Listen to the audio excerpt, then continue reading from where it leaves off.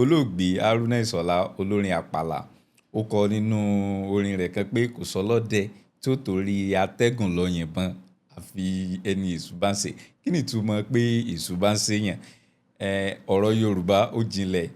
Yorùbá ń máa ń sọ ọ̀rọ̀ ni a máa ń sọ òkò ọ̀rọ̀. Ọ̀rọ̀ kọ̀ọ̀kan ló sì ní ìlò wọn nínú gbèdéke ibi tí a ti ń lò. Nírú ìlò èdè yìí pé èṣù ń ṣèyàn àfẹ́ni èṣù bá ń ṣe.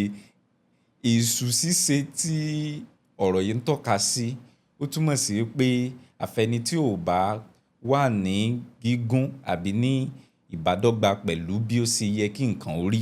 Ẹni tí ò bá wà ní ààyè orí pípé àbí ẹni tí ò bá wà ní ìlànà bó ti tọ́. Bàbá fẹ́ sọ lédè Gẹ̀ẹ́sì á ní in harmony with the natural order. Nítorí ta ni ó gbé ìbọn tòótọ́ tí ó lọ yìnbọn sí atẹ́gùn ń pé atẹ́gùn fẹ́ ní yìnbọn sí òfurufú ní yìnbọn sí kò ṣeé ṣe bẹ́ẹ̀. Nǹkan kan ti ṣẹlẹ̀ nu. There is a breach in communication nítorí èṣù is the force of balance. Èṣù is the force of communication. Tí èèyàn ò bá gbàgbọ́ yé bóyá mo sọ̀rọ̀ kan bridge wà in that communication ìtumọ̀ ni pé nǹkan kan ti ṣẹlẹ̀. There is no harmony, there is no synergy. Èṣù ń ṣe ẹni nu ní gbèdéke ìgbàun.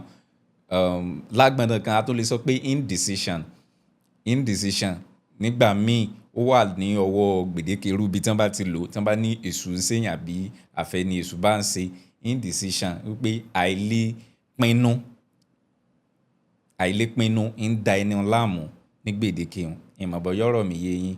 Ẹ ṣeun.